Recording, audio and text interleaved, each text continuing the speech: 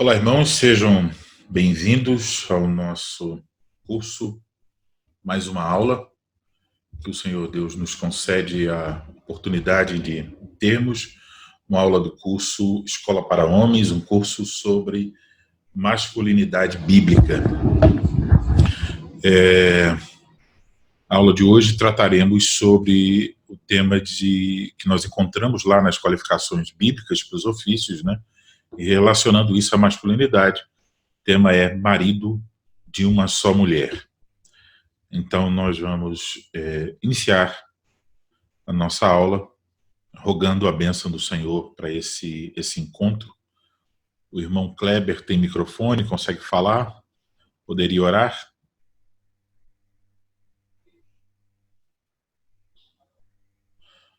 Boa noite. Está me ouvindo? Estou ouvindo. Então vamos orar. Ó Deus e Pai, nesse instante nós queremos colocar esse momento de aprendizado da Tua Palavra.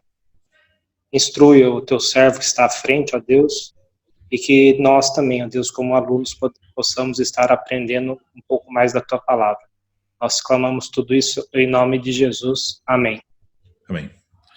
Obrigado, irmão Kleber. Pode silenciar seu mic agora, por favor. Isso. Muito bem. Eu vou agora acionar aqui. Se a minha configuração deu certo, eu devo estar aparecendo do lado direito da tela de vocês aí, em harmonia com o slide. Muito bem. Irmãos, então, nós podemos começar esta aula com algumas perguntas. Algumas delas são apenas para revisarmos o que nós já aprendemos até aqui. Então, a primeira delas seria a seguinte: se esse assunto não é um assunto óbvio, né? Então, não seria uma tolice nos reunirmos para aprender sobre aquilo que nós já somos, homens, e mais ainda sobre uma coisa óbvia: se nós somos cristãos, se somos casados, nós só temos uma esposa, então somos, em certo sentido, marido de uma só mulher. E se alguém é solteiro e pretende casar, imagino que, sendo um cristão, pretende casar apenas com uma esposa. Então, questão se esse assunto não é um assunto muito óbvio. Então, é uma pergunta justa que nós vamos tentar descobrir se é tão óbvio assim à medida que nós seguirmos aqui nessa terceira aula. Em certo sentido, então, todos nós podemos dizer que somos homens, né, e somos maridos de uma só mulher. Mas, como homens cristãos, nós precisamos aprofundar a nossa perspectiva e perguntar o seguinte: como Deus define a masculinidade? E como nós já temos visto, ela é definida por meio de Cristo. Por meio de Cristo. Então, como lemos em Efésios 4:13. Então, a pergunta talvez que nós deveríamos fazer é: quem pode se orgulhar da sua masculinidade? E, olhando para Cristo, eu acho que nenhum de nós terá a coragem de dizer: eu sou um homem, realmente eu sou um homem tal como Cristo, né? Todos nós, quando nos olhamos no espelho da palavra de Deus, certamente veremos que somos homens fracos, limitados, e ai de nós se não for a graça do Senhor. Então, à luz dessa questão, né, que nós precisamos crescer em uma masculinidade que tem como alvo o próprio Senhor Jesus Cristo, o homem perfeito, é que nós estamos tendo esta série de estudos sobre a masculinidade bíblica, e nós temos feito esta série de estudos observando as qualificações necessárias para que um homem se torne oficial, um presbítero, um ministro da palavra, um diácono na Igreja de Cristo. Então, nós estamos olhando para duas passagens principais. A primeira está em 1 Timóteo, capítulo 3, e a segunda em Tito, capítulo de número 1. E nós temos aprendido nessas passagens, que, principalmente na primeira aula, né, que essas qualificações, elas, é verdade, são requeridas dos oficiais, mas elas não são exclusivas deles. Elas devem ser vistas na vida de todo homem cristão. Então, o que nós podemos dizer sobre essas qualificações é que elas são marcas de um homem espiritualmente maduro. Então, como é que nós podemos identificar um homem espiritualmente maduro? Olhando para as marcas que são requeridas daqueles que são candidatos ao ofício na Igreja de Cristo. Então, depois na última terça, né, nós ouvimos que a primeira marca de um homem espiritualmente maduro é que ele é um homem irrepreensível. Se você ainda não ouviu sobre isso, eu quero encorajá-lo a depois assistir ao vídeo que está lá no canal do YouTube, da segunda aula deste curso. E aí, então, observamos o seguinte. Então, a primeira marca que aparece nas 3 passagens, né, para presbíteros, para diáconos e novamente em Tito, para presbíteros, isso aparece também, é que ele deve ser um homem irrepreensível. Já sabemos o que é, não vou repetir aqui, mas uma das coisas que nós ouvimos é que essa marca irrepreensível, ela resume todas as demais marcas, né? Então é como se fosse alguém disse que é como se fosse uma caixa que guarda todas as demais marcas. Então ele deve ser um homem irrepreensível. Agora, observe bem, se nós perguntamos qual aonde ou como, em primeiro lugar, essa qualificação irrepreensível deve se evidenciar. Por onde devemos perceber que um homem é irrepreensível? O que nós devemos observar, em primeiro lugar, para saber se ele é um homem irrepreensível? Então, aí descobrimos que o fato dele ser um homem irrepreensível se evidencia, em primeiro lugar, nesse quesito. Ele é marido de uma só mulher. Então, eu quero que os irmãos observem bem que marido de uma só mulher, tanto em 1 Timóteo 3, quanto em Tito 1, aparece logo depois de dizer que ele é um homem, deve ser um homem irrepreensível. Então, é necessário que o bispo seja irrepreensível, marido de uma só mulher. Então, 1 Timóteo 3, Tito 1, segue a mesma ordem. E essa ordem, ela não é uma ordem por acaso. Né? Há claramente se evidencia aí que o Espírito Santo quer nos indicar, por meio da ordem, a importância deste assunto. Então, onde, em primeiro lugar, esse homem deve mostrar que ele é irrepreensível? A resposta ele deve mostrar que é irrepreensível, em primeiro lugar, em seu casamento, no relacionamento com sua esposa, no caso, se ele for casado, ou no relacionamento com a sua futura esposa, se ele ainda não for casado. Então, nós vamos olhar para essa marca, marido de uma só mulher. Então, essa é a nossa introdução apenas. Alguém tem algum comentário, alguma dúvida sobre essa questão? É só usar aquele sistema de levantar a mãozinha e eu já sei que alguém tem uma dúvida. Ninguém está com a mão levantada aqui, então pressuponho que nenhum dos irmãos tem dúvidas sobre este assunto da introdução. Então nós vamos seguir. E os 2 pontos principais que nós veremos a seguir significado dessa expressão, marido de uma só mulher, e depois veremos as aplicações tanto para a questão do ofício quanto para a questão da masculinidade. Então, vamos seguir, vamos olhar para o significado de marido de uma só mulher. Então, aqui, nós lembramos, então, que essa expressão, ela aparece em 1 Timóteo 3, no versículo 2, falando aos presbíteros, no versículo 12, falando aos diáconos, e também em Tito, capítulo 1, versículo 6, falando aos presbíteros. Então, você tem sua Bíblia aí, você pode acompanhar, nós vamos fazer a leitura dessas passagens. Então, vamos lá, 1 Timóteo, capítulo 3, versículo 2, né? É necessário, portanto, que o bispo seja irrepreensível. E note o que vem a seguir: esposo de uma só mulher. Vou até destacar aqui de azul. Não era bem isso. Bom, agora ficou isso. Eu nem sei o que eu apertei aqui, eu acho que apertei a letra errada. Vou tirar isso. Pronto.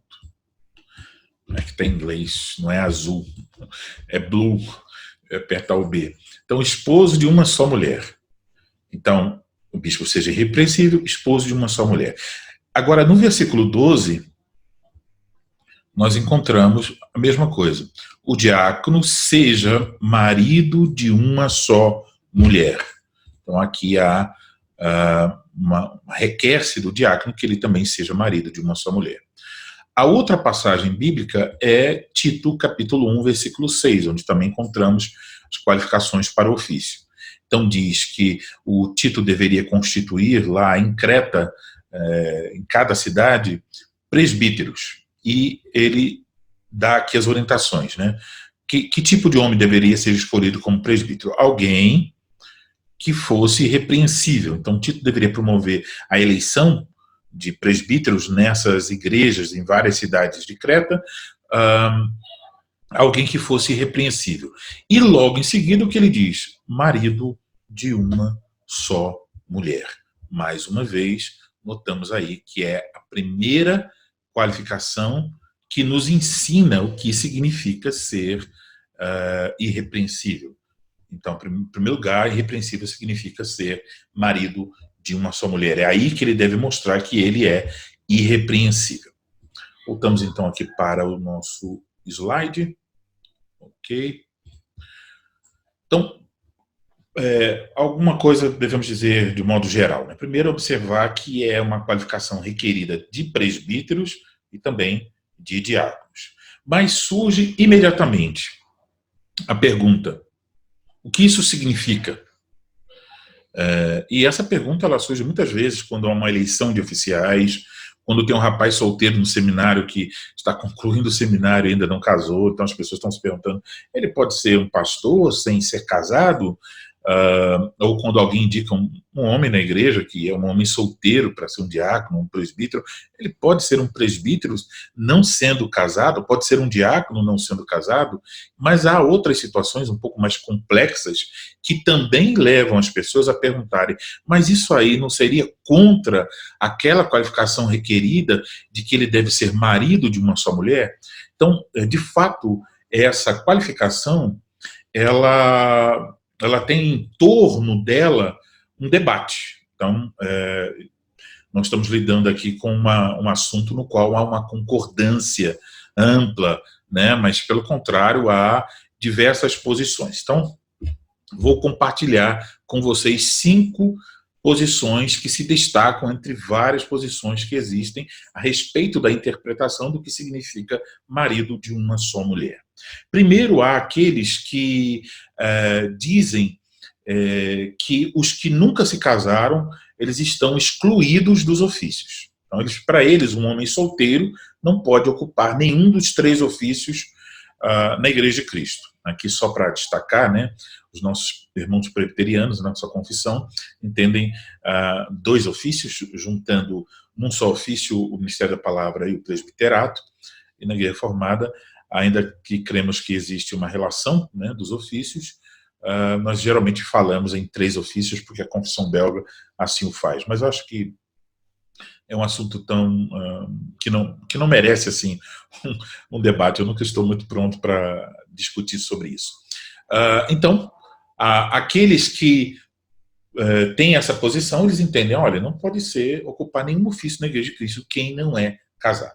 Tem uma outra posição, que os polígamos estejam excluídos dos ofícios. Tá? Então, isso tem a ver principalmente com a situação do passado, como eu vou explicar daqui a pouco. Tem uma terceira posição, que aqueles que se divorciaram e casaram de novo estejam excluídos dos ofícios. Então, nesse caso, um homem era casado, ele se divorciou, casou novamente, então eles dizem, bom, ele já não é mais marido de uma só mulher, ele teve a primeira e agora se casou com outra, então eles dizem, ele não pode ser um oficial na Igreja de Cristo.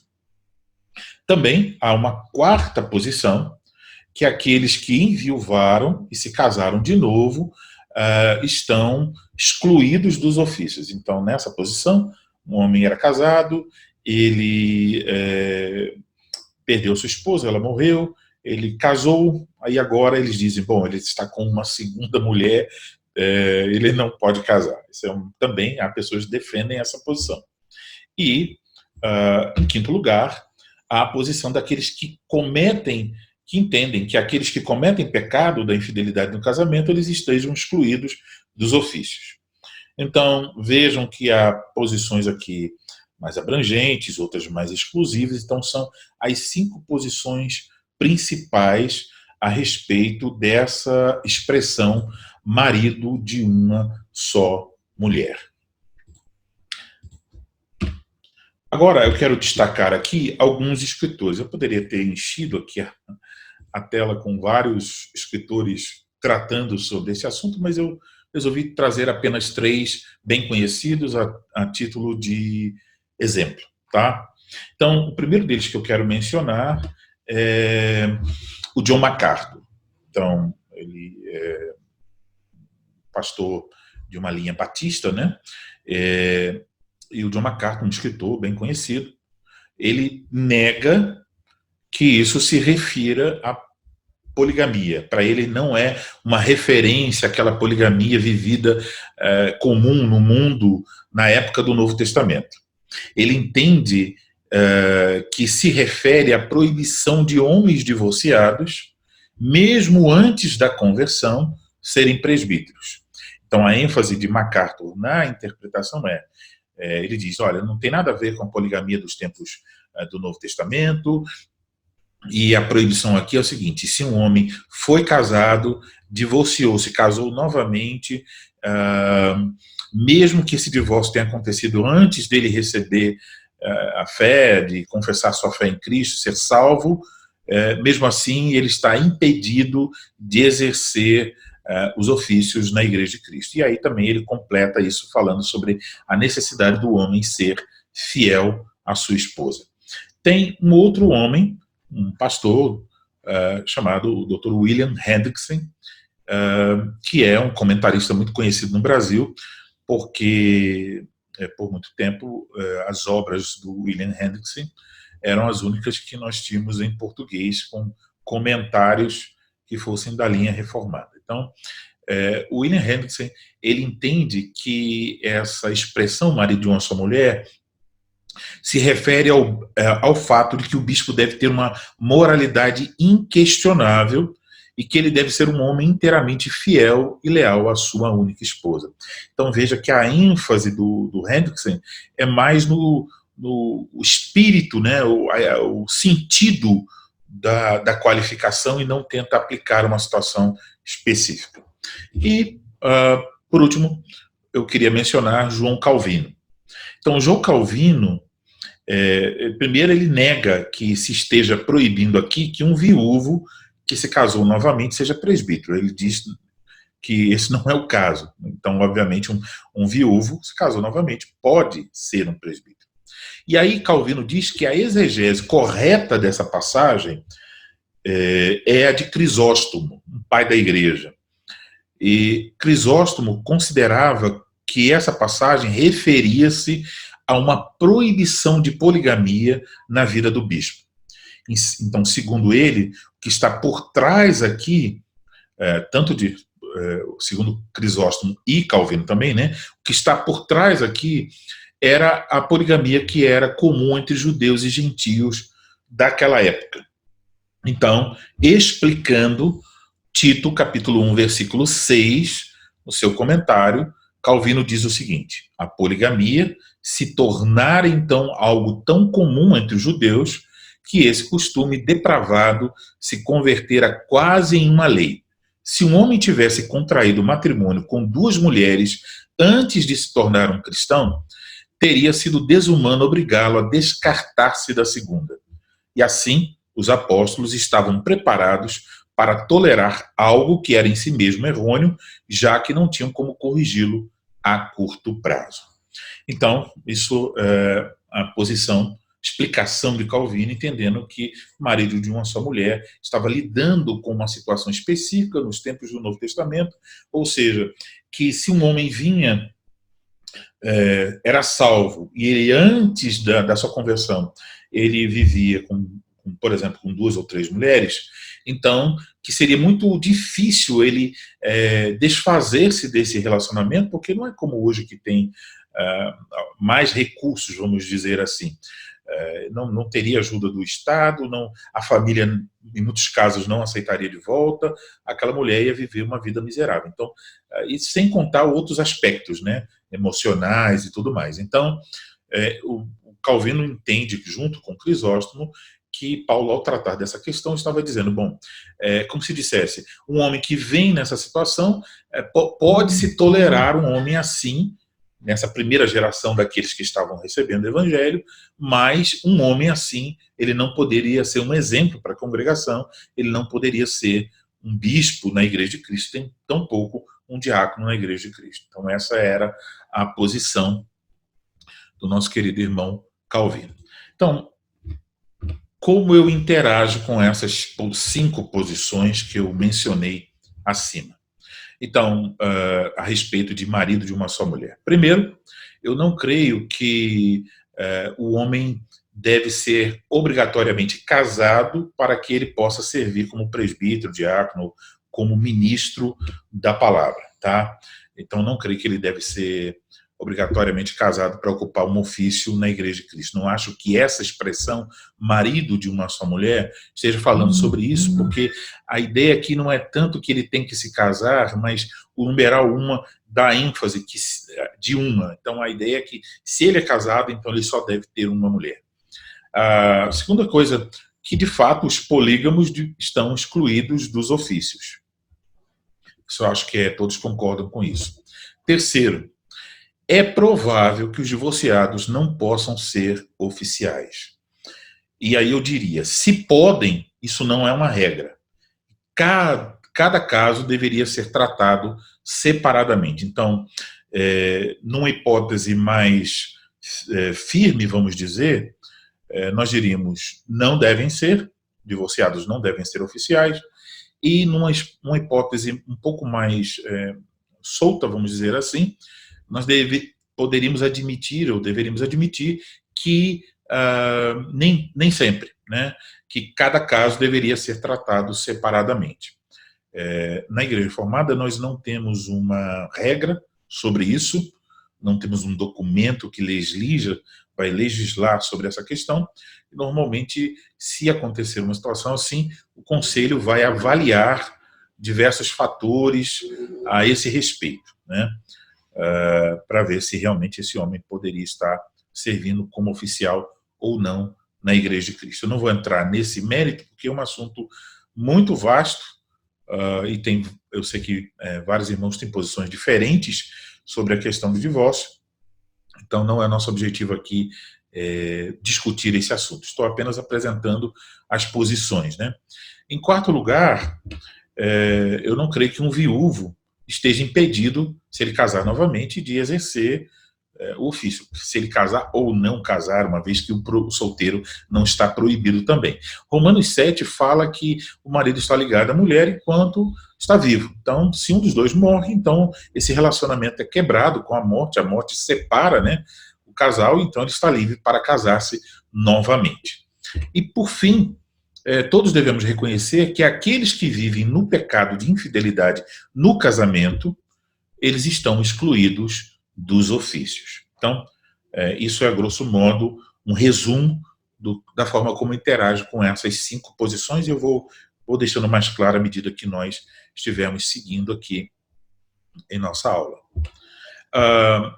O texto grego de 1 Timóteo, capítulo 3, versículo 2, mias gunaikos andra, é a expressão que literalmente significa de uma mulher marido. Então, ao pé da letra, né, na tradução literal, é de uma mulher marido.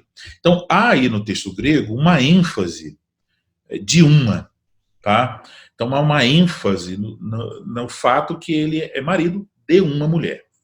Então, ainda que eu particularmente creia que Calvino esteja certo em sua interpretação, eu acho mesmo que a expressão de Paulo tem alguma relação com essa questão desse problema na igreja, lá nos tempos do Novo Testamento, principalmente no mundo greco-romano, né, de muitos homens virem em situações de poligamia.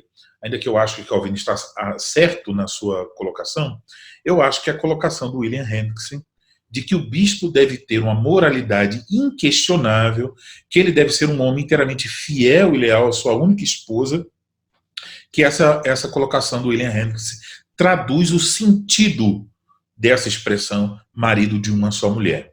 Porque mesmo que nós admitamos que tem a ver com aquele problema da poligamia, mas o pano de fundo é esse, que um marido, ele não pode ser um presbítero, porque um marido deve ter apenas no coração e na vida apenas uma mulher. Então o outro está numa situação na qual isso não se encaixa, né? Então eu concordo com Calvino, mas eu acho que o sentido por trás é o que William Hendrickson definiu como sendo que ele deve ser um homem leal e ele deve ter realmente uma única esposa.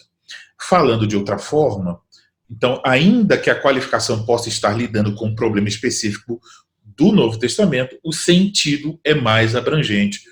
Podemos descrever, então, o significado dessa qualificação necessária para os ofícios, e que também deve ser vista na vida de um homem cristão maduro, né? Podemos descrevê-la da seguinte forma: o homem cristão deve ter uma reputação a toda prova nessa área do sexo e do casamento. Então, o sentido que nós podemos perceber aqui é este: somente uma mulher está no coração e na mente do homem de Deus. Então, aqui por coração, eu estou me referindo mais aos sentimentos dele e na mente aos seus pensamentos. Então, uma só mulher deve estar no coração do homem, na mente e no coração do homem de Deus. Isso é o sentido, na minha opinião, e estou seguindo aqui vários expositores e comentaristas, não estou sozinho nessa minha posição. Então, o que se requer aqui do homem de Deus é que ele seja devotado de corpo e mente somente à sua esposa. Ele não pode ter nada com outra mulher, seja, então aqui vai o ponto importante, fisicamente, seja no coração. Então, note que não diz, não seja adúltero. A questão aqui não é apresentada de uma forma negativa, dizendo que ele não deve ser, mas é apresentada de uma forma positiva. O que ele deve ser? Marido de uma só mulher. Ele deve ser fiel a essa mulher, ela deve ocupar os seus pensamentos e suas afeições. Então, observamos assim que a questão essencial aqui é a questão do coração. Então, aqui nós devemos ler Mateus, capítulo de número 5, uma passagem bem conhecida, lá no versículo 27 e 30. Eu vou colocar aqui para que nós possamos ver esse texto. Então, aí está. Jesus disse: ouvistes que foi dito, não adulterarás. Eu, porém, vos digo, qualquer que olhar para uma mulher com intenção impura no coração, já adulterou com ela. Se o teu olho direito te faz tropeçar, arranca-o e lança-o de ti, pois te convém que se perca um dos teus membros e não seja todo o teu corpo lançado no inferno. E se a tua mão direita te faz tropeçar, corta e lança de ti, pois te convém que se perca um dos teus membros e não vá todo o teu corpo para o inferno. Então, observem, o Senhor Jesus Cristo aqui está ensinando que observar a lei de Deus não é uma coisa meramente da letra, né?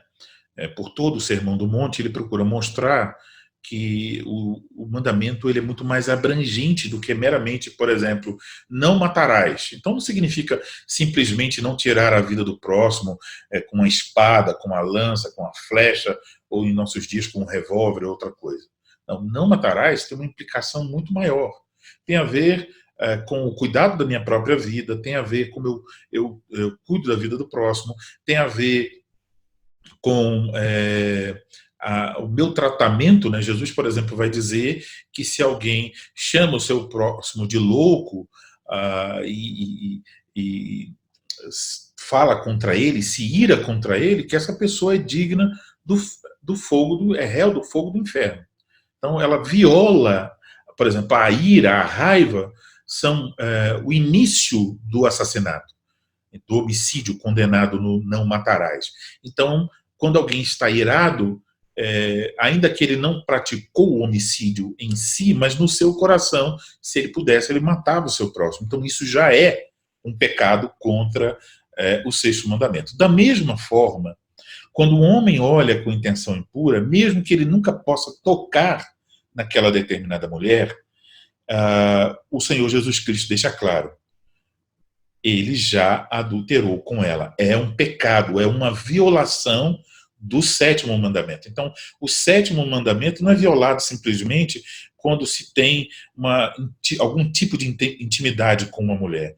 O sétimo mandamento é violado quando há no coração um desejo impuro, uma intenção impura em relação a qualquer mulher. Então, quando um homem tem essa intenção com uma mulher que não é a sua esposa, então ele pecou contra o sétimo mandamento.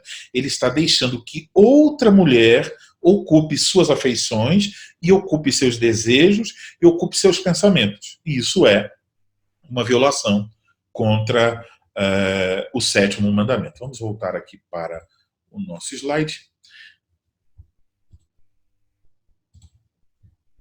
Então, as implicações aqui são de que o homem de Deus ele deve ser dedicado à sua esposa, tanto no seu comportamento público quanto no seu comportamento particular. Esse comportamento deve dar evidências de que essa mulher tem a sua exclusividade. Só ela ocupa suas afeições e seus pensamentos. Então ele só tem olhos para ela, ele só tem espaço no coração e mente para ela. A sua esposa deve ter a exclusividade nas áreas emocional, física, espiritual. Ela é o foco da sua atuação. Então, as palavras desse homem, as atitudes desse homem e até os pensamentos desse homem, porque Deus está vendo, devem revelar isso. Ela tem a exclusividade das suas afeições, a exclusividade dos seus pensamentos, a exclusividade dos seus desejos.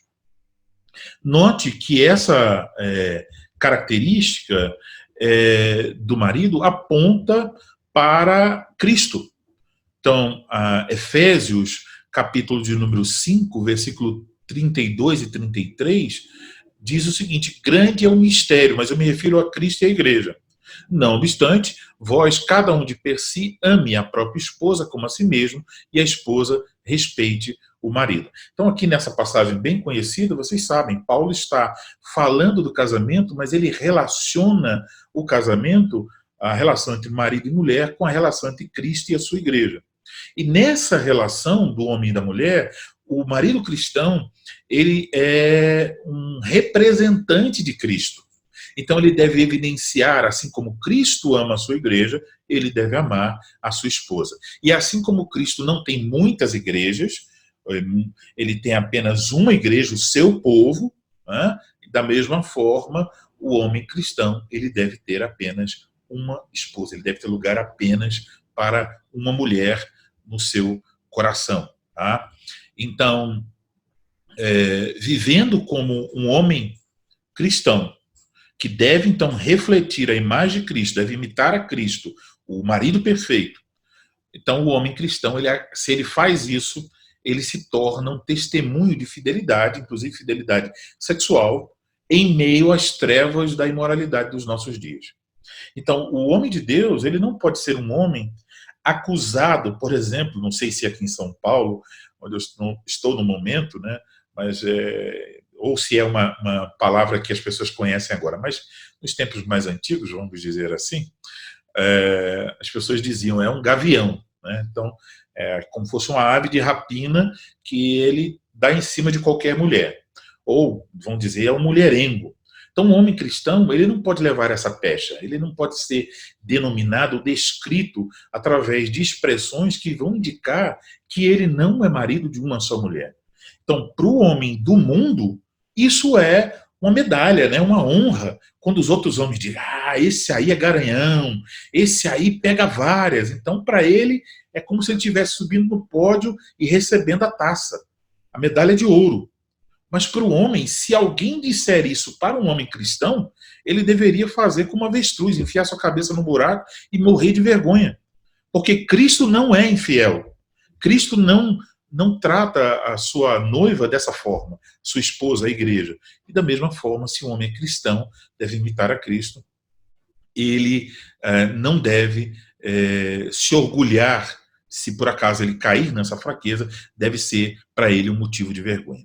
Lembrando aqui que nós estamos pensando, ele deve ser irrepreensível como marido de uma só mulher. Mas já vimos, irrepreensível não significa que nunca ele vai pecar, porque nós somos pecadores.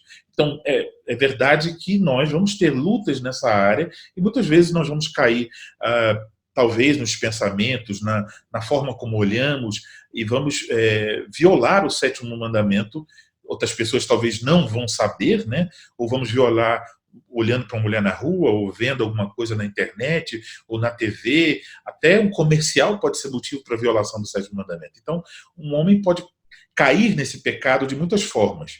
Então, talvez ele caia, né? Nós podemos cair, infelizmente, mas a questão é, se ele é um homem repreensível, ele não vai deixar essa ponta solta, ele vai lutar contra esse pecado, ele vai resolver essa questão. E se for uma questão pública, então, ele vai tratar também com as pessoas envolvidas.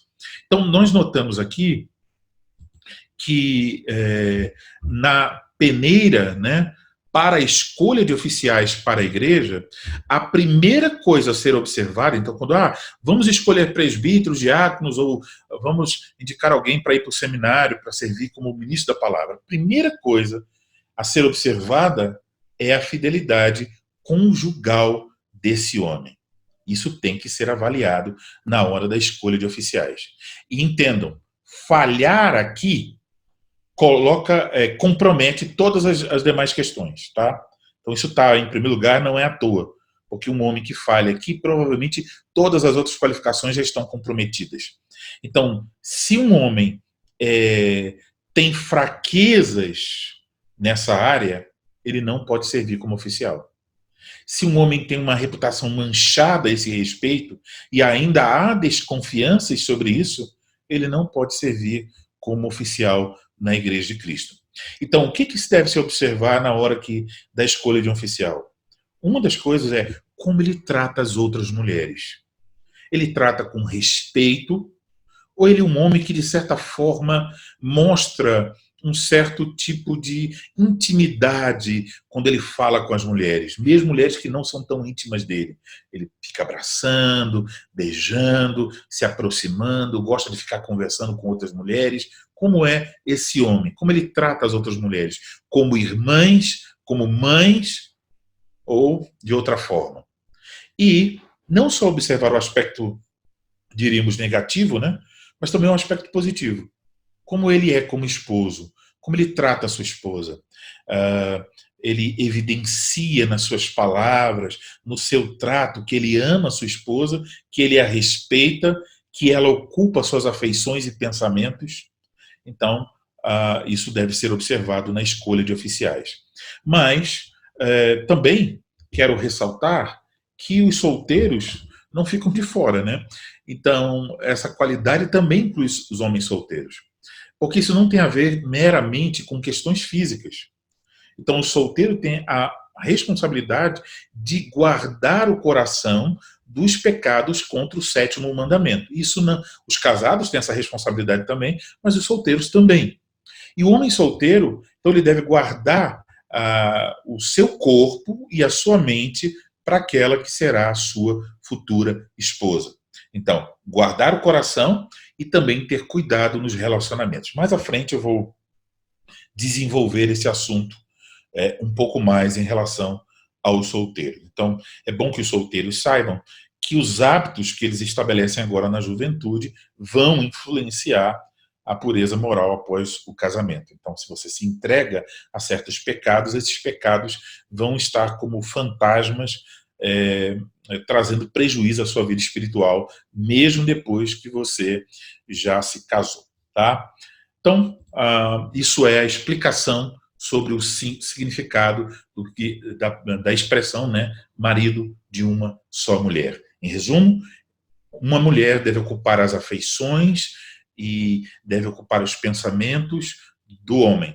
Então, tanto fisicamente, quanto emocionalmente, quanto também em seus pensamentos, ela deve ser a única mulher, ela deve ocupar os pensamentos desse homem. Um homem que demonstra, né, ter alegria de olhar para as outras mulheres, que faz brincadeiras com outras mulheres, um homem que evidencia por gestos, palavras, brincadeiras e outras maneiras que ele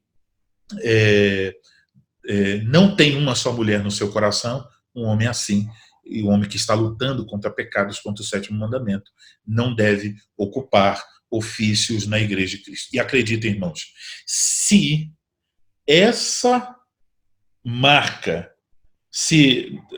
obviamente a escolha de oficiais deve se basear em todas as qualificações, mas se a Igreja de Cristo observasse com seriedade já somente essa primeira evidência de uma maturidade espiritual, nós estaremos livres de muitos homens que trazem grande prejuízo para a Igreja de Cristo, vergonha para o Evangelho, porque entram no ofício, porém já com evidências de que não são homens fiéis no seu casamento. E um homem que não é fiel no seu casamento não vai ser fiel em coisa alguma.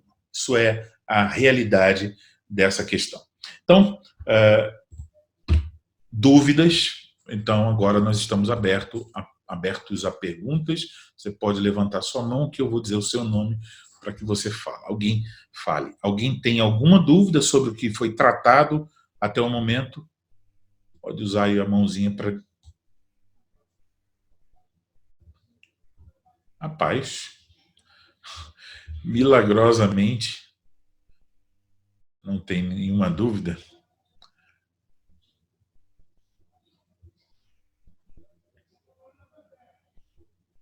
Renan, só para confirmar que vocês estão me ouvindo. Está me ouvindo, né? Sim, pastor. Bom, deixa eu aproveitar para fazer uma pergunta, então, uma dúvida.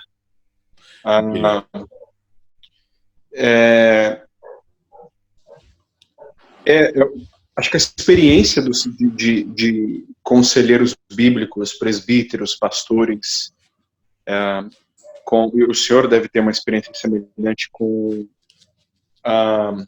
homens que lutam com esse tipo de pecado, é que eles não têm um diálogo franco com a sua esposa a respeito disso, e eles maqueiam, eles escondem esse pecado, se tornaram profissionais em escolher esse pecado de todo mundo. Como que a igreja pode fazer de uma maneira bem investigativa mesmo, no melhor sentido do termo, para perceber essas coisas? Porque se nós estamos com o candidato ao presbiterato na igreja e nós vamos observar como ele trata as irmãs, isso é importante, eu concordo, mas ali ele pode tratá-las com respeito e com cordialidade, não ter intimidades, etc.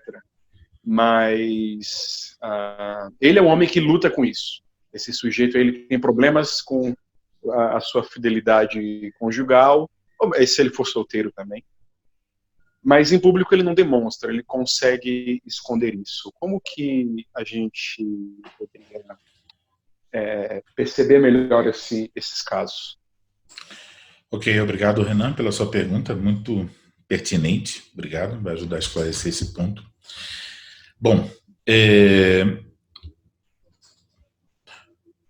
um homem, principalmente no ambiente do prédio da igreja, né, antes do culto, depois do culto, ele geralmente vai manter uma certa linha, não é? Mas num jogo de futebol, após o jogo, em outras situações, muitas vezes ele vai deixar um pouco mais evidente, ele abre um pouco a guarda e deixa transparecer. Então, os homens da igreja que podem estar com ele podem perceber alguma coisa e, se percebem, deveriam tratar, né? Perguntar, irmão, notei isso, assim, assim, você está com um problema nessa área e tal, tentar ajudar. Mas mesmo assim, pode ser que ninguém conseguiu perceber. Então, no nosso caso, vou falar da experiência com um pastor na igreja reformada. A igreja indica, certo? Então, vamos dizer, tem o irmão X. O irmão X tem um problema que a igreja não sabe nessa área. A igreja indica. Porém, quando ele é indicado, o conselho da igreja, os pastores da igreja, né, os que são os presbíteros, eles vão até a casa dessa pessoa indicada, mesmo que ele possa ser um homem desqualificado.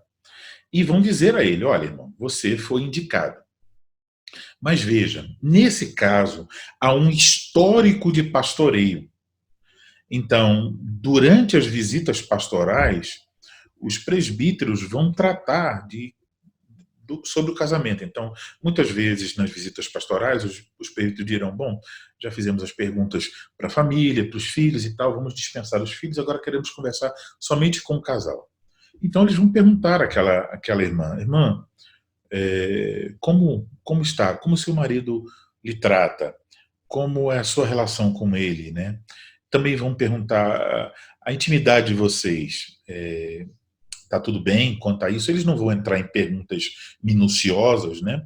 Mas eles vão perguntar porque é um assunto de interesse pastoral. Se o casal está bem nessa área, se o marido tem procurado a sua esposa, se a esposa tem tido intimidade com seu marido, se está tudo bem nessa área, se eles estão vivendo a alegria do casamento nesse sentido. Então, se há um pastoreio, né, e às vezes as perguntas serão até mais diretas. Por exemplo, pode ser que os presbíteros tenham uma suspeita e eles perguntarão,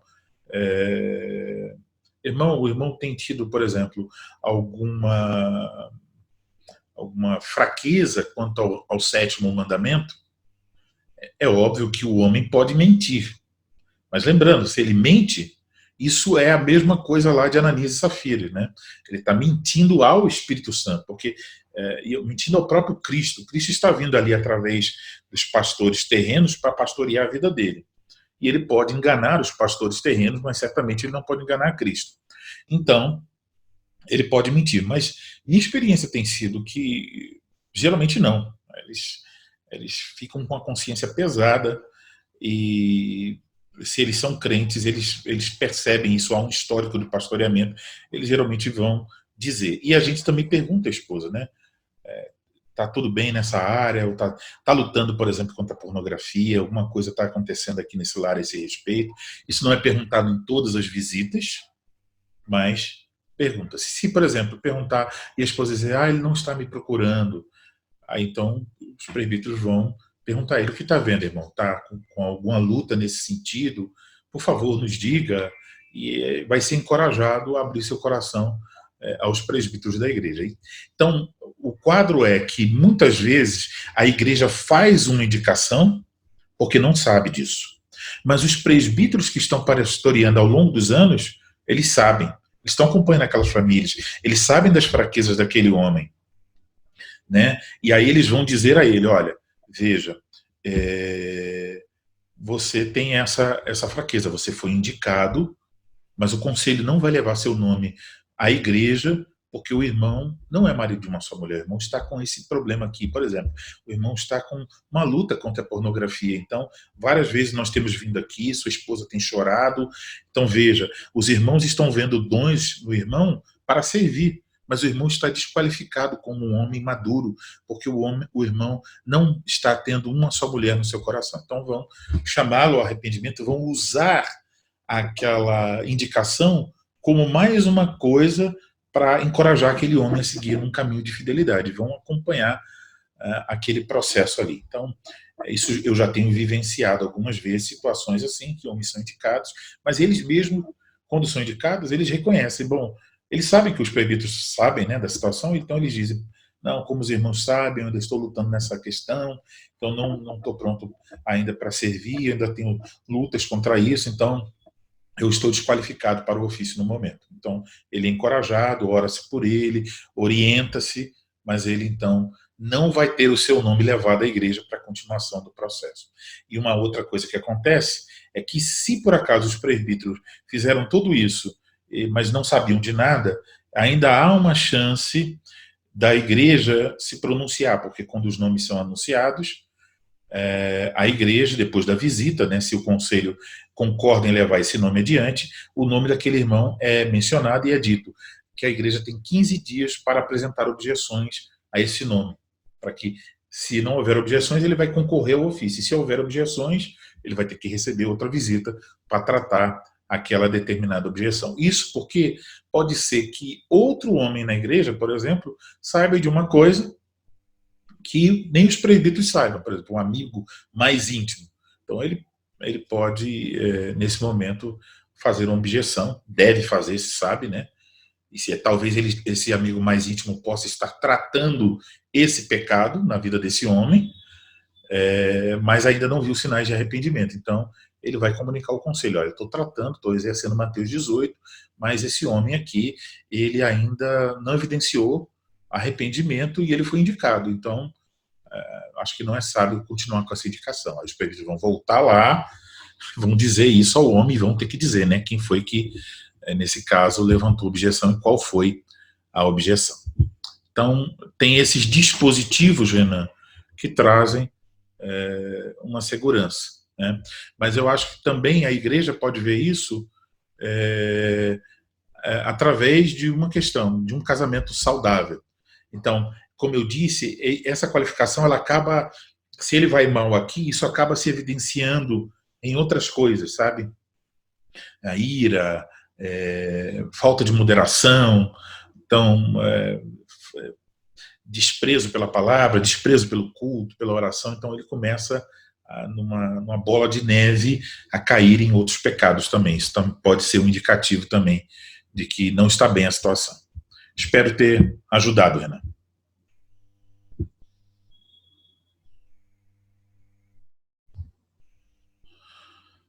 Mais alguém tem dúvida? Então vamos seguir. Vamos para as aplicações. Então, a primeira delas. Será que podemos dizer que a fidelidade de um homem à sua esposa é um dos principais testes para provar o seu verdadeiro caráter? Que veja, irrepreensível, e aí a primeira coisa, marido de uma só mulher. Sim, eu responderia sim para essa pergunta. A fidelidade de um homem à sua esposa é um dos principais testes para provar o seu verdadeiro caráter. Se ele não for fiel à sua esposa, ele já está evidenciando que tipo de homem ele é. Então, é importante notar aqui uma coisa que muitas vezes é esquecida. Efésios, capítulo 5, eu vou colocar aqui no Logos. Efésios, capítulo 5, versículo 17. Por esta razão, não vos torneis insensatos, mas procurai compreender qual a vontade do Senhor. E não vos embriagueis com vinho, no qual há dissolução, mas enchei-vos do Espírito. Então, o apóstolo nos diz, enchei-vos do Espírito. E essa expressão é muito usada, né, por muitas pessoas que vão focalizar nessa expressão. Porém, nesse contexto, uma das evidências, logo depois dele dizer enchei-vos do Espírito, diz, falando entre vós, com salmos, entoando, louvando de coração o Senhor com hinos e cânticos espirituais, dando sempre graças por tudo a nosso Deus e Pai, em nome do Senhor Jesus Cristo, sujeitando-vos uns aos outros no temor de Cristo. Então, uma evidência de que alguém está cheio do Espírito, entre outras coisas, é essa sujeição uns aos outros no temor de Cristo. E aí, a partir dessa colocação, o apóstolo mostra como essa sujeição acontece. Como é uma mulher cheia do Espírito Santo? A resposta da Bíblia é: ela é submissa ao seu marido. Como é um homem cheio do Espírito Santo? A resposta do texto é: ele ama a sua esposa, assim como Cristo ama a sua igreja. Então, há uma relação aqui entre a plenitude do Espírito Santo e a vida no lar. Então, o primeiro lugar que a plenitude do Espírito Santo deve se evidenciar é no relacionamento com seu esposo, com sua esposa, com os pais, com os filhos com os pais, o patrão com o empregado com o patrão. É nesses relacionamentos que a plenitude do Espírito Santo deve se evidenciar, porque aí deve se evidenciar nessas relações a sujeição mútua, tal como Deus colocou sobre cada um, colocou sobre o marido, colocou sobre a esposa, colocou sobre os pais, sobre os filhos, etc. Então, vamos voltar aqui ao nosso slide. Então, de fato, a fidelidade de um homem à sua esposa é um dos principais testes para provar o caráter de um homem. Então, a integridade, podemos dizer, a integridade e fidelidade de um homem, ela deve ser vista, em primeiro lugar, no seu casamento, caso ele seja casado, né? Então, se o homem é casado, o primeiro lugar que nós devemos ver se ele é um homem fiel e íntegro é lá, na relação com sua esposa. Se existem evidências de que não há fidelidade, que ele não é íntegro aí, então já temos uma situação em que esse homem está mostrando essa falta de integridade, falta de fidelidade. Então há uma deficiência no seu caráter e ele não é um homem espiritualmente maduro. Então ele está desqualificado para o ofício.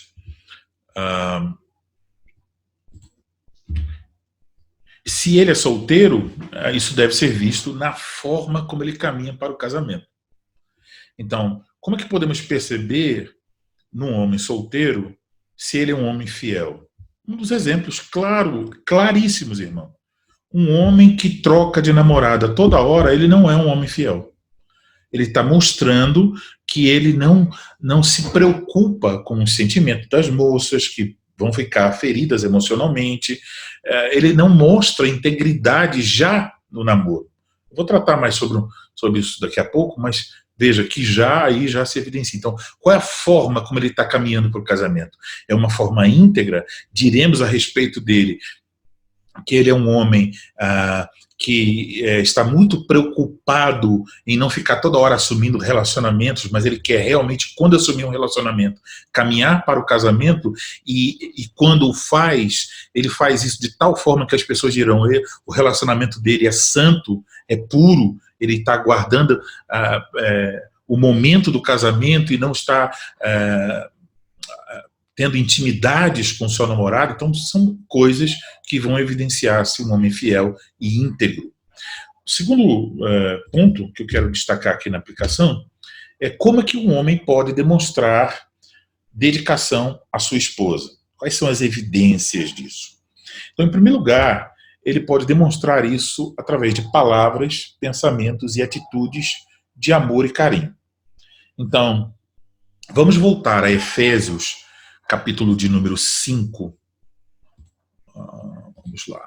Efésios 5, 25 ao 31. Então, maridos, amai vossa mulher. Então, lembrando que já foi dito na primeira aula, o imperativo aqui não é para ele liderar, né? Não é para ele ser cabeça. O imperativo é para amar sua mulher. Maridos, amai vossa mulher, como também Cristo amou a igreja e a si mesmo se entregou por ela. Então não vamos dizer, um tipo de liderança que senta num trono e dá ordens, né? Autoritária, uma liderança autoritária. É uma liderança sacrificial. Ele deve amar a sua esposa a tal ponto de estar disposto a dar a sua vida por ela. Isso significa que ele está disposto a oferecer toda a sua vida para conduzir sua esposa a Cristo. E aí diz que Cristo deu sua vida pela igreja para que a santificasse, tendo-a purificado por meio da lavagem de água pela palavra. para apresentar a si mesmo igreja gloriosa, sem mácula, nem ruga, nem coisa semelhante, porém santa e sem defeito. Assim também os maridos devem amar a sua mulher como ao próprio corpo. Quem ama a esposa, a si mesmo se ama, porque ninguém jamais odiou a própria carne, antes alimenta e dela cuida, como também Cristo o faz com a igreja. Porque somos membros do seu corpo. Eis porque deixará o homem, o seu pai e a sua mãe, se unirá à sua mulher e se tornarão os dois uma só carne. Então, como é que o marido demonstra que realmente a mulher ocupa, que ela é a única mulher da sua vida? Ele vai demonstrar isso através de amar a sua esposa. E amar a sua esposa não é mandar mensagens pelo WhatsApp simplesmente, ou comprar uma flor de vez em quando. Isso tem a ver com uma coisa muito mais ampla, né? Tem a ver com o serviço desse homem, tem a ver com o fato de que ele ama Cristo e conduz sua esposa para Cristo, tem a ver com todo o cuidado e amor, carinho. Ele supre suas necessidades físicas, suas necessidades emocionais, suas necessidades espirituais. Ele conduz essa mulher até Cristo. Então ele providencia os meios para que ela esteja tendo suas necessidades satisfeitas, tanto as terrenas quanto as espirituais. Então, esse homem imita o Senhor Jesus Cristo, assim como Cristo cuida de sua igreja, esse homem cuida da sua esposa. Então, essa é a primeira forma como o homem vai demonstrar a sua dedicação à sua esposa.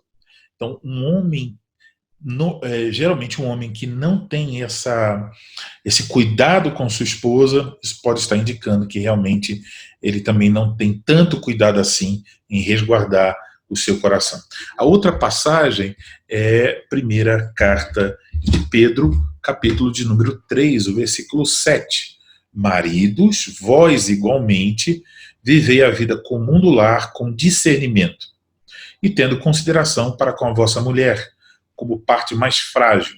Tratai-a com dignidade, porque sois juntamente herdeiros da mesma graça de vida, para que não se interrompam as vossas orações. Então, mais uma vez, está falando sobre a forma como o marido deve tratar a sua esposa. Isso envolve o dia a dia, né, a vida comum no lar, que deve ser feito com discernimento. Então, é um discernimento aqui a respeito, podemos dizer, tanto do que a Escritura ensina sobre o papel do marido, quanto um discernimento a respeito da mulher, daquela mulher específica com a qual ele se casou.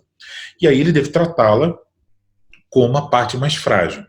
Essa fragilidade aqui, ela é uma fragilidade que provavelmente tem a ver com as questões físicas, com as questões emocionais, e aí ele deve tratá-la com dignidade. Ele não está lidando com outro homem, né? Ele está lidando com uma mulher, que aqui se diz que é a parte mais frágil.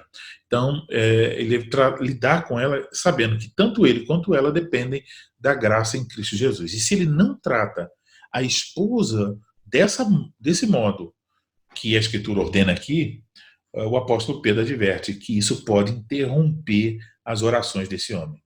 Então, o relacionamento dele com sua esposa, se é um relacionamento que não é pautado pela Escritura, pode ter como consequência que Deus não vai responder às suas orações. Então, fica um problema também no seu relacionamento com Deus. Deus vai interromper as suas orações. Isso mostra a importância do assunto.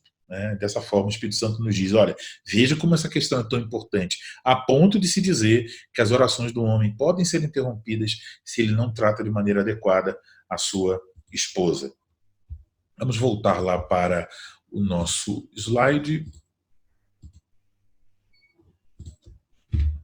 Então, uma outra forma também do marido demonstrar dedicação à sua esposa é alegrando-se em sua esposa. E aí vamos ler a passagem, vamos voltar lá para o Logos, vamos ler a passagem de Provérbios, capítulo 5, versículos 15 a 19. Bebe a água da tua própria cisterna e das correntes do teu poço. Derramar-se-ão por fora as tuas fontes e pelas praças os ribeiros de águas? Sejam para ti somente e não para os estranhos contigo. Seja bendito o teu manancial e alegra-te com a mulher da tua mocidade. Corça de amores e gazela graciosa. Sacie-te os seus seios em todo tempo e embriaga-te sempre com as suas carícias. né? Apesar de algumas pessoas quererem pensar que isso aqui fosse uma linguagem figurada, né, para falar de assuntos espirituais, na verdade está falando da relação íntima entre um homem e uma mulher e dizendo que um homem deve ter alegria, e aqui a alegria tem a ver com as questões sexuais, não só elas, né, mas elas estão incluídas aí, deve ter alegria em sua esposa, deve ter prazer em sua esposa. Ela é corça de amores e gazela graciosa, então ele deve olhar para ela com interesse e ter essa alegria com a mulher da sua mocidade. Então, mesmo quando ele envelhece, ela vai envelhecer, mas ele também. Ele deve ter ciência disso, e ela deve continuar sendo motivo de alegria para ele. Então, aqui vale um ponto importante para os solteiros.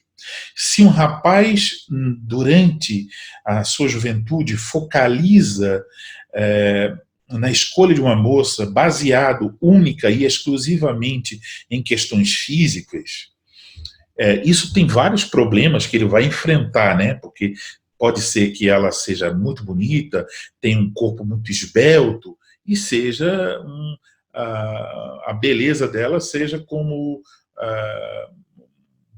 um brinco, né, na orelha do porco, né? Então, só isso, não se encaixa.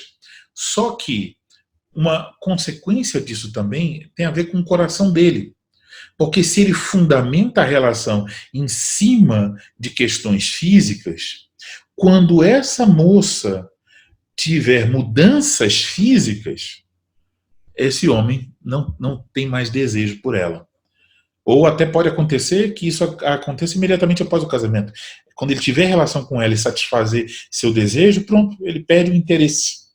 Ou, numa hipótese melhor, ele mantém o interesse por alguns anos, mas depois talvez ela engorde, talvez ela vai ter filhos e tenha estrias e marcas e barriga e não esteja mais toda aquela beleza, né?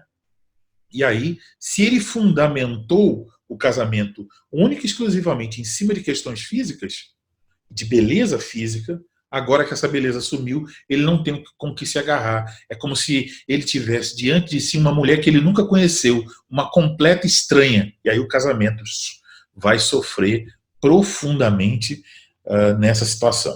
Então, não faça isso, não siga por esse caminho, né, de decidir sobre casamento meramente em questões físicas, em beleza. Você tem que avaliar o espectro muito mais amplo a respeito de uma mulher. Você tem que amá-la, mesmo depois, quando ela pode sofrer algumas alterações físicas. Vamos voltar aqui para o nosso slide. Então, também ele deve demonstrar dedicação, não só tendo alegria na sua esposa, alegria sexual, né? Então, isso, vou falar um pouco mais sobre isso. Ele deve realmente valorizar isso e ter prazer. O momento íntimo entre um homem e uma mulher deve ser algo prazeroso para ambos, né? Ele tem que ter esse cuidado no trato com sua esposa e deve mostrar essa alegria que ele sente na sua esposa. Também ele deve demonstrar dedicação à esposa na forma como ele trata outras mulheres.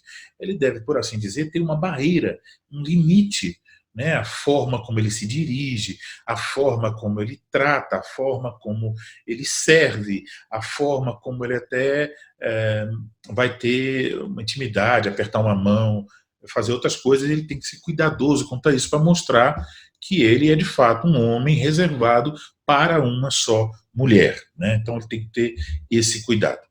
Vamos para o terceiro ponto. Quais são os perigos e as armadilhas que levam à infidelidade física ou à infidelidade do coração? Poderíamos mencionar vários, eu vou apenas mencionar alguns, né? Então, um deles, pecados e conflitos não tratados com a esposa.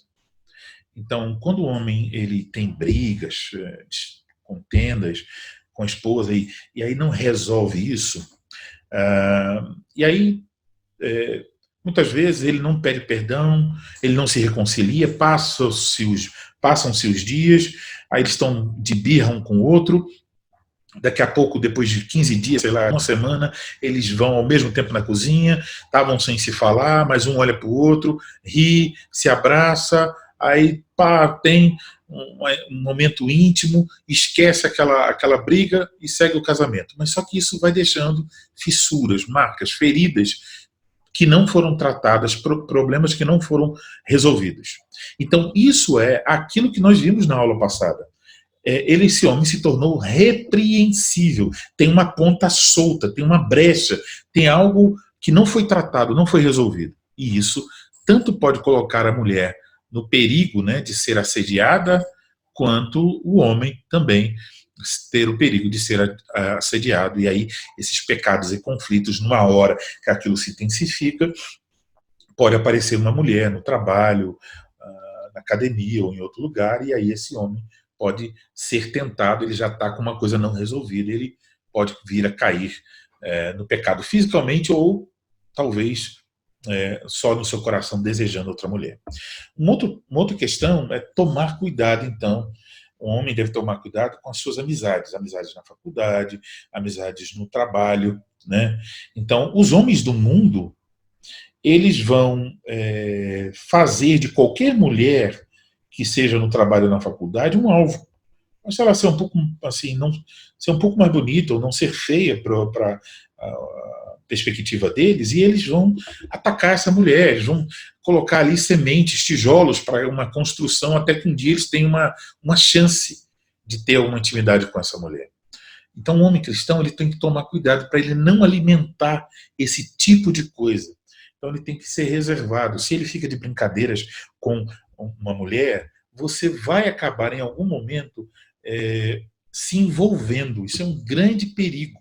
Então, se você começa a rir, se alegrar em estar com outra mulher que não sua esposa, cuidado, você está sob perigo de adultério. Então, é bom lembrar as palavras de Provérbios 6,32. Eu vou ler aqui. O que adultera com uma mulher está fora de si. Só mesmo quem quer arruinar-se é que pratica tal coisa. Então, isso é sabedoria de Deus para nós.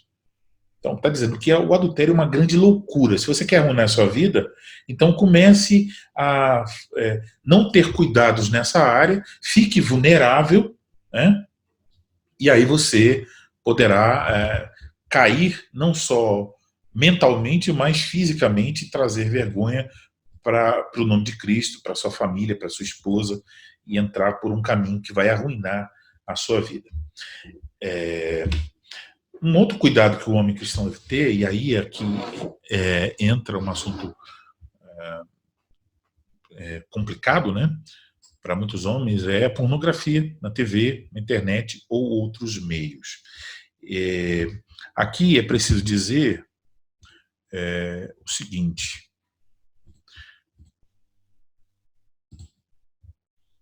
que isso é um problema maior, uma grande armadilha na nossa época, porque na nossa época há uma facilidade maior para esse pecado da pornografia. E aqui eu quero compartilhar com vocês algumas estatísticas assustadoras sobre a imoralidade de nossos tempos. Então, obviamente, a imoralidade não é um pecado novo, né? Ela sempre está lá na história da humanidade, desde que nossos primeiros pais pecaram. Mas agora, através da tecnologia, esse pecado se tornou muito mais acessível. Então, observem o seguinte: em 2017, eu fiz uma pesquisa. Eu pesquisei a palavra porno, sem o acento, que é para pegar várias línguas, né? Então, eu obtive de resultado para essa palavra 1 bilhão e 40 milhões de resultados no Google. Tá? Isso em 2017. Hoje eu fiz a mesma pesquisa e o resultado foi de 1 bilhão e 260 milhões de páginas. Então, cada resultado é uma menção, né? Às vezes pode acontecer numa mesma página a palavra ter mais de uma vez, mas na maioria das vezes estão em páginas diferentes. Então, 1 bilhão 260 milhões de páginas. Com base nessa pesquisa, eu fiz então uma conta. Se a gente contar 50 anos da vida de uma pessoa, são 18.250 dias. Então, para acessar essas páginas, 1.260 bilhões de resultados, seria preciso acessar 69.041 páginas por dia. Mas o dia só tem 1.440 minutos. Então, isso mostra o quanto há de pornografia na internet. O homem teria que, então, nesse caso, acessar 48 páginas por minuto durante 50 anos ininterruptos para poder ver tudo isso, né? Só que, como vocês viram, há um acréscimo aqui de 220 milhões, 220 milhões desde a época em que eu fiz em 2017 até agora, quando eu fiz a pesquisa novamente hoje. Então, isso é uma coisa crescente, a quantidade de conteúdo, e estamos falando aqui, veja, 1.260 bilhões de vezes que aparece o termo. É claro que algumas vezes apenas não é a pornografia em si, né, mas alguém falando da pornografia, mas a maioria é pornografia. E a quantidade, né, de conteúdo nessa área, então, é enorme, enche a internet, né? E isso que estamos falando apenas de conteúdo que é considerado realmente pornográfico, mas imagine tantas outras coisas que o mundo não considera pornográfico, mas é uma violação também contra o 7º mandamento. Então, quero destacar aqui as informações de uma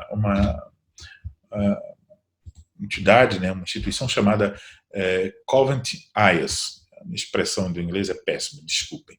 Então, essa instituição, ela trabalha nessa área de ajudar, né, homens que estão lutando contra a pornografia, homens cristãos, principalmente. Então, nas estatísticas dessa instituição, eu li o seguinte, que homens que dizem ver pornografia pelo menos uma vez por mês. Então, dos 18 a 30 anos, 79%, de 31 a 49 anos, 67% dos homens, e de 50 a 68 anos, 49% dos homens pesquisados. Isso é um número enorme, e nem estamos aqui tratando dos adolescentes, né, que também seria ali talvez até um número maior do que os de 18 a 30.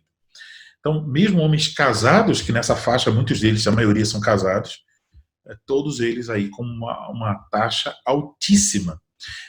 Homens que dizem ver pornografia várias vezes por semana. 18 a 30 anos, 63%. 31 a 49 anos, 38%. De 50 a 68 anos, 25%.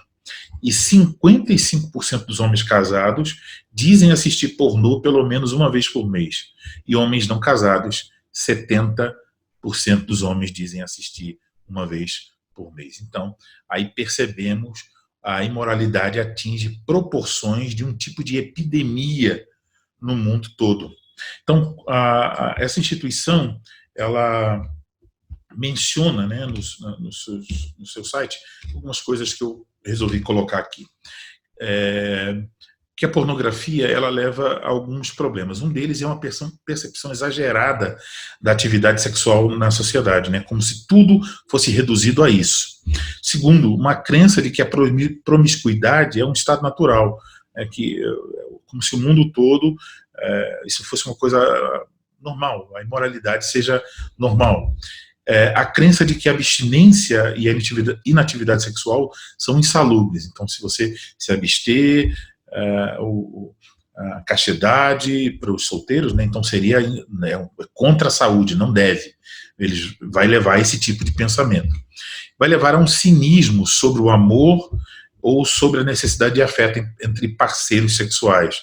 Então, o sexo fica destituído da relação, de uma relação íntima entre pessoas que realmente se amam, que têm um compromisso uma com a outra.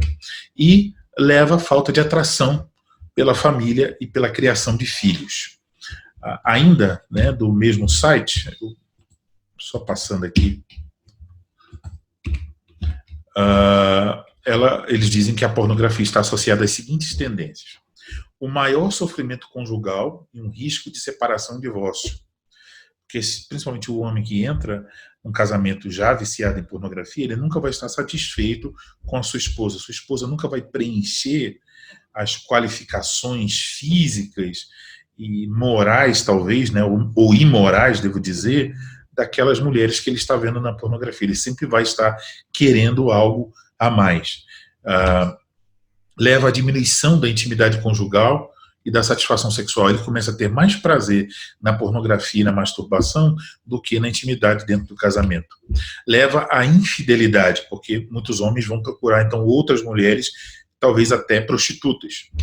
Leva ao aumento do apetite por mais tipos gráficos de pornografia e atividade sexual praticadas, de práticas relacionadas a práticas abusivas, ilegais ou inseguras.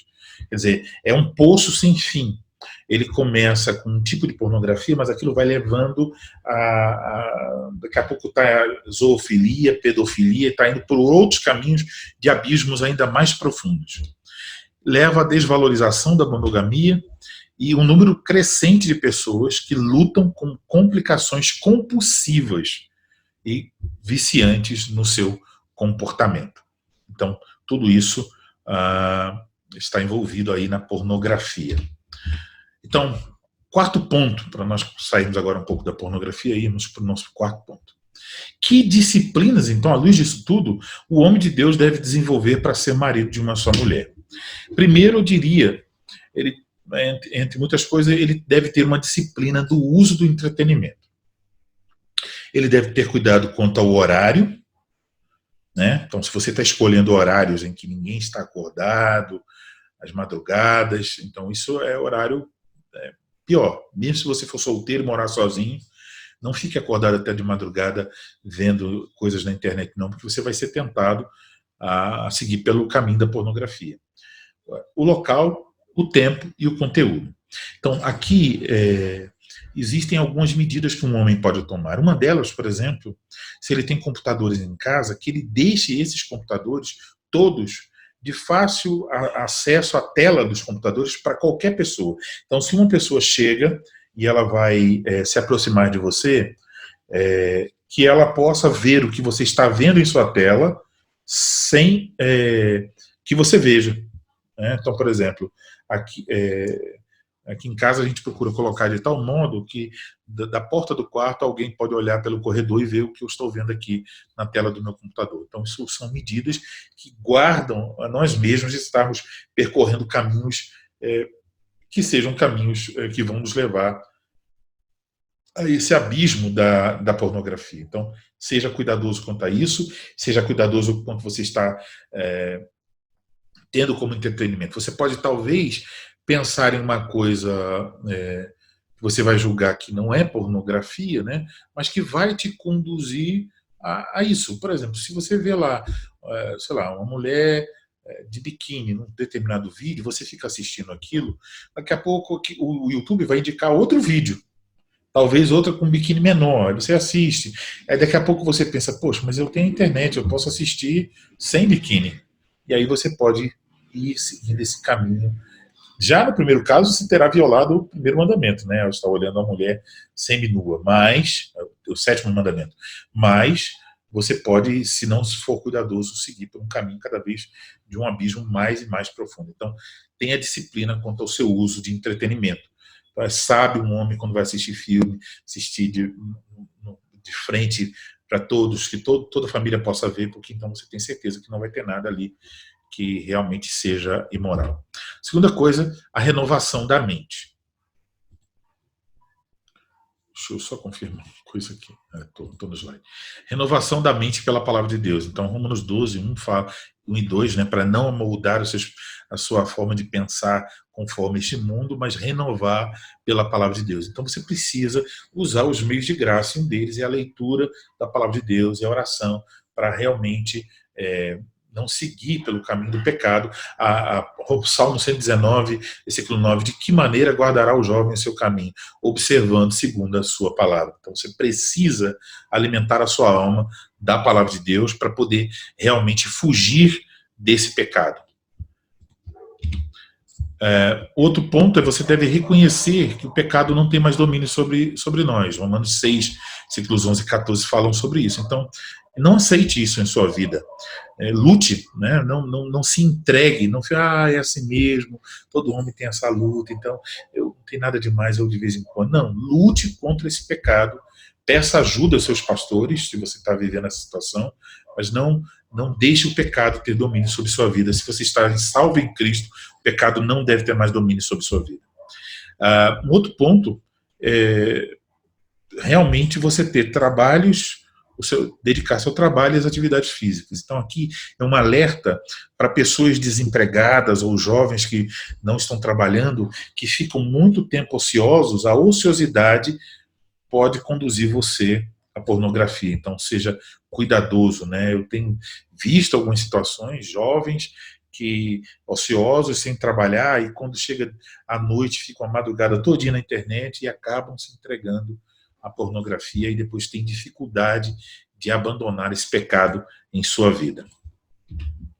E um outro ponto que você pode usar, né, nessa disciplina é amizade com outros homens e a prestação de contas. Você realmente prestar contas a outros homens a respeito disso. Se você tem presbíteros, que são os pastores da igreja, você talvez queira fazer isso com seus presbíteros, são homens fiéis e que vão guardar o sigilo daquilo que você disser. Então, você pode buscar o apoio, a oração e a ajuda dos seus pastores. Algumas perguntas à luz das coisas que nós estamos ouvindo. Essa questão toda, isso afeta a forma como nós lidamos com as irmãs na igreja? Eu diria que sim, irmãos. Eu acho, na minha opinião, que um homem ele deve ter muito cuidado com tudo o que ele está fazendo na comunhão dos santos.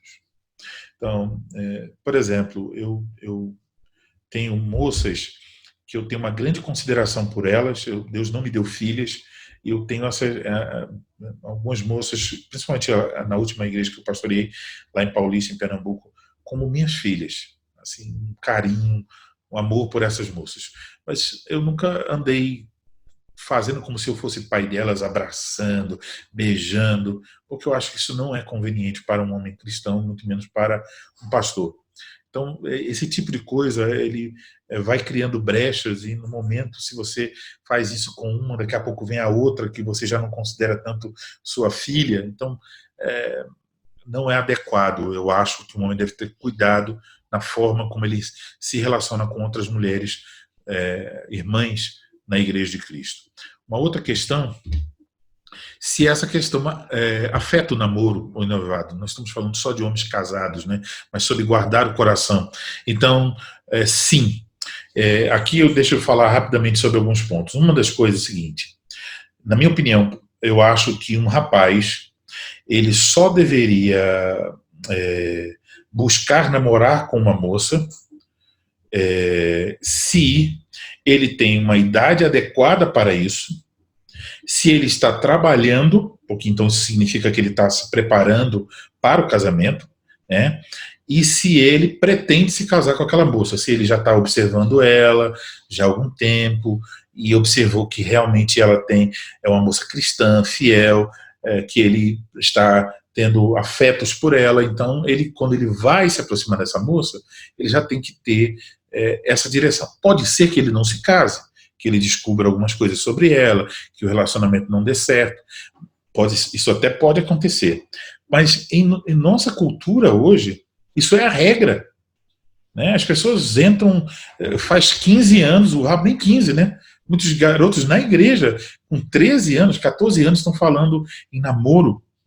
Eles nem sabem ainda nada sobre a vida, não estão trabalhando, não têm condições nem de pagar a própria passagem, e aí já estão querendo beijar, abraçar a filha de alguém. E uma coisa importante aqui é saber o seguinte,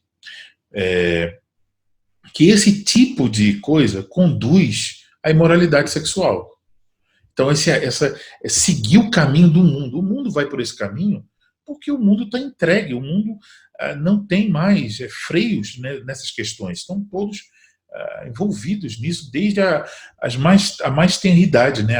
A cultura está ensinando as crianças já a estarem pensando sobre essas questões e estarem envolvidas de alguma forma, erotizando as crianças. E aí, quando entra na adolescência, aí rapidamente quer deixar de ser bebê, como eles dizem, né? Boca virgem, querem beijar, e aí do beijo já querem outras coisas, e vão se envolvendo. E muitos filhos dos crentes estão seguindo o mesmo padrão mundano de relacionamento que não tem nada a ver com o que a Bíblia ensina. Então, um rapaz, minha opinião, só deveria realmente ir na direção de namorar uma moça se ele está trabalhando, se ele tem idade e se ele vai para casar.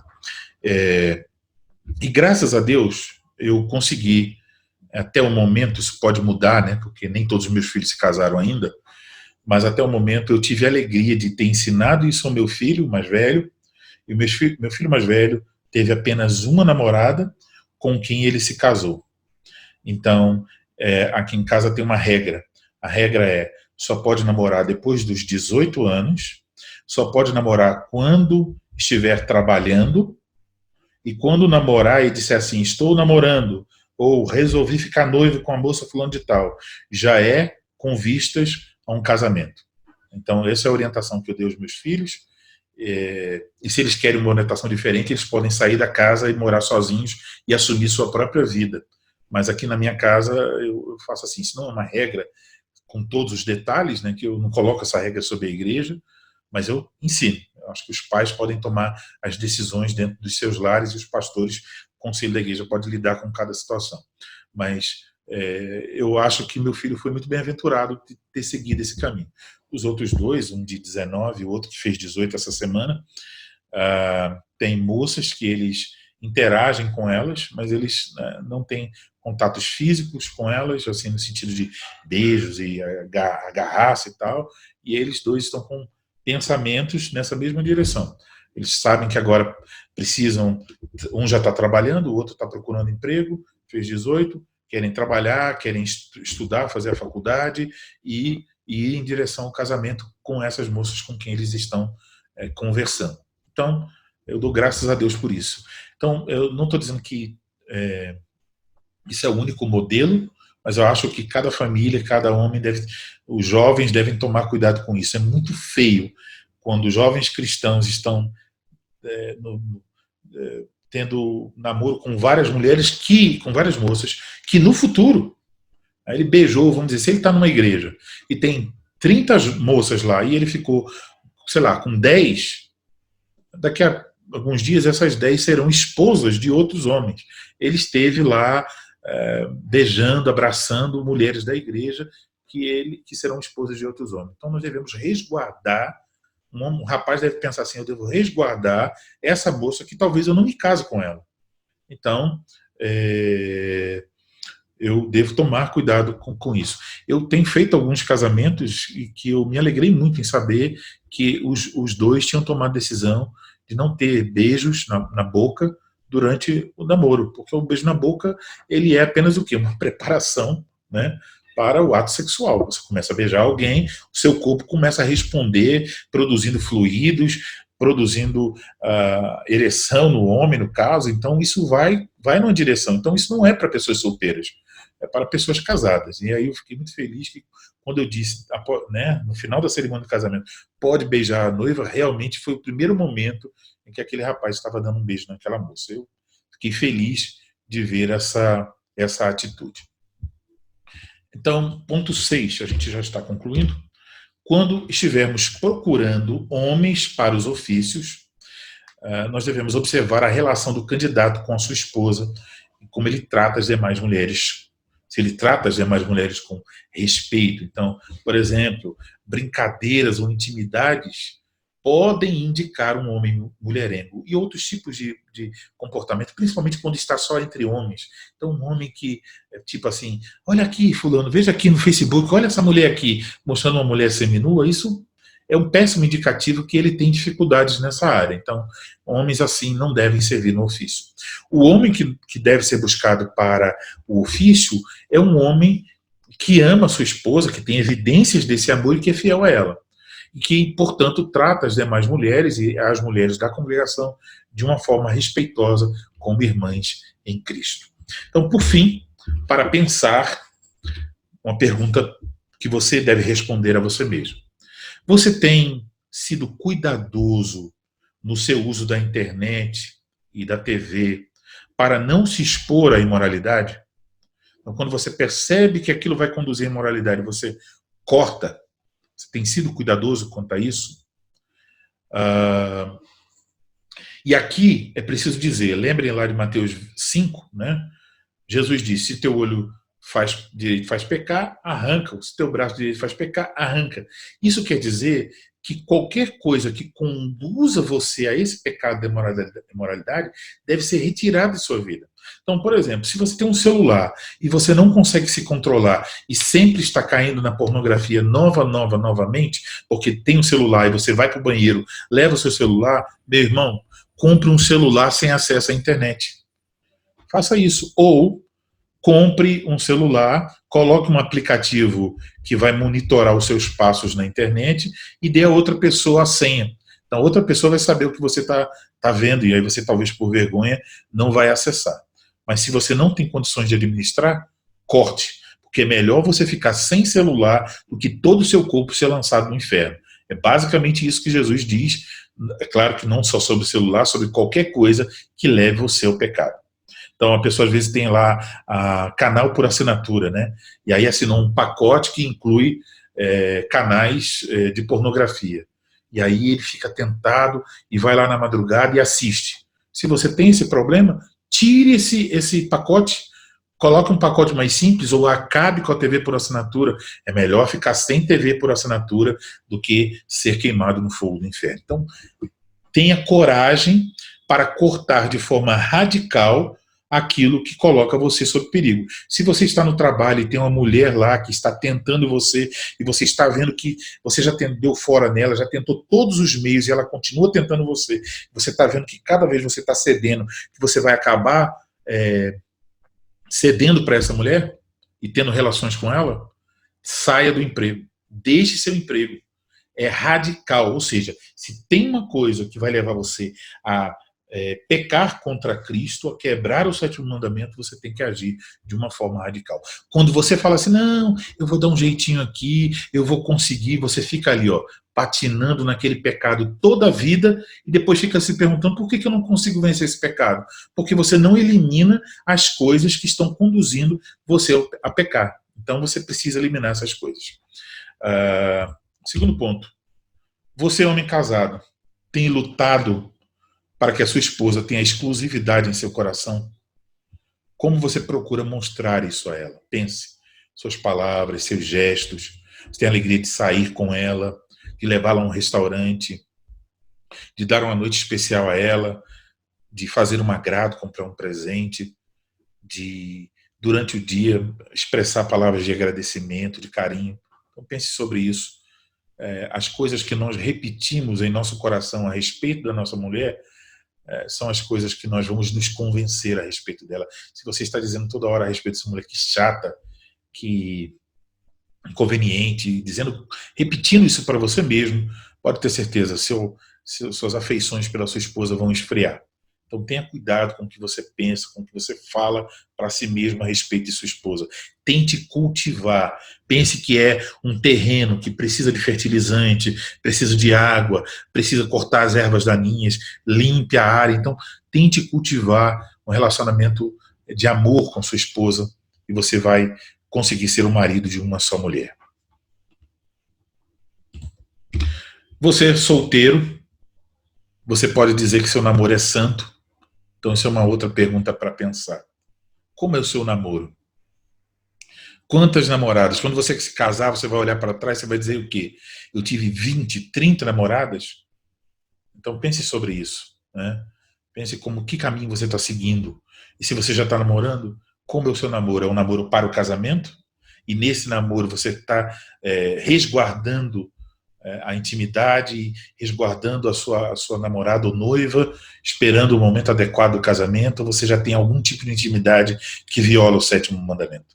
Pense sobre isso. 4º lugar, você, homem solteiro, tem se guardado física e mentalmente para a sua esposa? Então, Você tem se resguardado e lutado para não cair no pecado da masturbação, por exemplo? Então pense sobre isso também. Se você alimentar os seus desejos, né, se entregando à pornografia, com certeza você também vai se entregar à masturbação. Então, isso no mundo é normal, mas a Bíblia considera esse tipo de coisa como uma violação do 7º mandamento. Então, pense como você está sendo marido de uma só mulher enquanto você ainda está solteiro, ou seja, se guardando física e mentalmente para a sua futura esposa. Vamos concluir a nossa aula. Mas, irmãos, precisamos reconhecer, depois de ouvir essas coisas, que todos nós temos uma luta para travar com o pecado nessa área, né? E nós devemos saber que, se já somos casados ou solteiros, quando nós falhamos aqui, nós deixamos de ser homens irrepreensíveis. Então nós devemos ser muito cuidadosos. E a nossa cultura exige cuidado redobrado. Nós devemos evitar as tentações, nós devemos lutar e orar para que Cristo nos socorra, para que nós mantenhamos a pureza e que nós sejamos capazes de viver em alegria com uma única mulher, a nossa esposa. Mas nós só podemos fazer isso, ser marido de uma só mulher, fisicamente e também no coração. Nós só podemos fazer isso confiando e vivendo em Cristo, o marido perfeito. Cristo não é só o nosso exemplo de marido perfeito. Ele é o nosso Salvador. Ele é o nosso Senhor. É dele que vem a graça para nós obedecermos o que a Escritura diz a esse respeito. Dele vem a graça para sermos fiéis à nossa esposa. Então devemos buscar a graça de Cristo, a plenitude do Espírito Santo, para viver de modo que nós sejamos fisicamente e também no coração marido de uma só mulher. Chegamos então ao final da nossa aula. Queria saber se alguém tem alguma dúvida.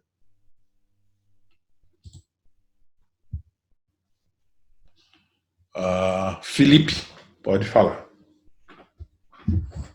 Tá me ouvindo? Estou ouvindo. Eu queria saber qual aplicação que a igreja deveria utilizar com esse irmão que caísse no pecado, diferenciando se o pecado foi físico ou se o pecado foi mental. Ou, em outras palavras, se ele fez o ato de adultério ou só se ele só simplesmente cometeu um ato de pensamentos e doido de coração. O que a igreja vai trabalhar de qual forma? Vai ter diferença nessas aplicações desse pecado? E se tiver a diferença, quais diferenças de abordagem da igreja? Certo, Felipe, muito obrigado pela sua pergunta, muito pertinente. Bom, nos dois casos, física ou mentalmente, Jesus disse, já adulterou, né? Então, temos aí uma violação do 7º mandamento. Pecou contra Deus, se é casado, pecou contra sua esposa também. As duas situações são de pecado, porém é um pecado que geralmente se torna manifesto, né? Quando alguém adultera fisicamente, isso costuma vir em algum momento à tona e se torna então um escândalo. Então, isso tem consequências. Por exemplo, se foi um adultério dentro da igreja, então tem consequências sobre a família da mulher, sobre a família do homem, tem consequências sobre a igreja, o testemunho do evangelho naquela localidade, então tem várias consequências. No outro caso, é uma coisa secreta, né? Então, se é um solteiro, tem uma consequência basicamente sobre ele, e vai afetar no futuro o seu casamento. E se é um homem casado, tem consequência sobre ele e sobre a sua relação com sua esposa. Então, acho que dos dois casos, a situação será de tratar à luz de Mateus 18, né, buscando levar o irmão ao arrependimento, porém, no caso de ser uma coisa pública, isso vai, muitas vezes, ser evidenciado diante de toda a congregação mais rápido, se não há arrependimento. Se há arrependimento, talvez em algum momento a igreja vai ter que se pronunciar, os presbíteros, né? Dizer, irmãos, estamos procurando por evidências de arrependimento, então pedir oração à igreja, mas vai estar tratando aquilo de uma forma clara para que a igreja saiba que está tratando. Isso pode ser necessário em alguns casos. Mas se por exemplo, a questão da pornografia, então provavelmente todo o tratamento ele vai acontecer de forma sigilosa. Então vamos dar um exemplo. Se tem um rapaz na igreja que está caindo nesse pecado, e a gente faz uma visita pastoral a ele, e aí ele confessa, olha, estou tendo lutas, eu estou vendo pornografia, estou me masturbando, quase todos os dias estou fazendo isso e tal. Então os presbíteros vão conversar com ele, vão orientá-lo à luz da palavra de Deus, mas se eles percebem que ele não está tendo... Eles vão orientar e chamar ao arrependimento, né? E aí, se eles percebem, daqui uns dias fazem a visita de novo, ou após o culto chamam ele em particular, conversam com ele, perguntam, irmão, como está? Se eles percebem que ele não está evidenciando arrependimento, os presbíteros provavelmente vão afastar esse rapaz da ceia do Senhor, dizer, bom, você está vivendo em pecado contra o 7º mandamento, você vai ser afastado da ceia do Senhor. Só que isso vai acontecer de uma forma sigilosa, né? Então ele é afastado, ninguém vai saber que ele foi afastado, só os presbíteros, e nem por quê. No caso da igreja reformada, se ele continua, aí vai fazer depois de um tempo e várias visitas, mas ele ainda está naquele vício, vai fazer um anúncio na igreja. Não vai dizer o nome dele, mas vai dizer que tem um irmão na igreja, um membro da igreja, não diz se é homem ou mulher, um membro da igreja que está pecando contra o 7º mandamento. Não diz qual aspecto do 7º mandamento, mas diz que está pecando contra o 7º e pede aos irmãos que orem. Se ele não se arrepende, isso pode conduzi-lo até a excomunhão. No nosso caso, isso seria levado a um concílio e... para ouvir o conselho dos demais delegados do concílio se o processo deveria continuar ou não. Normalmente, numa situação assim, é bem possível que se um jovem está vivendo nesse pecado dessa forma, ele já nem esteja mais indo à igreja naquela altura. Então, teria outros mandamentos para aplicar essa disciplina também, por exemplo, o 4º mandamento. Então, mas a identidade da pessoa fica resguardada até o 2º anúncio na igreja, que só pode acontecer após a autorização de um concílio, né, até após ouvir os conselhos dos delegados de um concílio, e então só depois disso que diz o nome, e aí, mas nunca vai dizer especificamente o que. Aí vai dizer, fulano de tal, esse é o 2º anúncio da sua disciplina, ele não está mostrando evidência de arrependimento, está pecando contra o 7º mandamento, mas não vai dizer o que é. No caso lá de uma coisa pública, então talvez o processo vai acontecer mais rápido, isso talvez seja a diferença, porque se não houver arrependimento, e como é uma coisa pública, os presbíteros vão fazer mais visitas mais rapidamente para conduzir o processo, uma vez que é um escândalo. Eu acho que talvez a diferença seja se for um escândalo, só no tempo. Mas os dois processos visam arrependimento, e se há evidências de arrependimento, então o processo fica em pausa para acompanhar esse arrependimento. É basicamente isso. Mais alguma pergunta?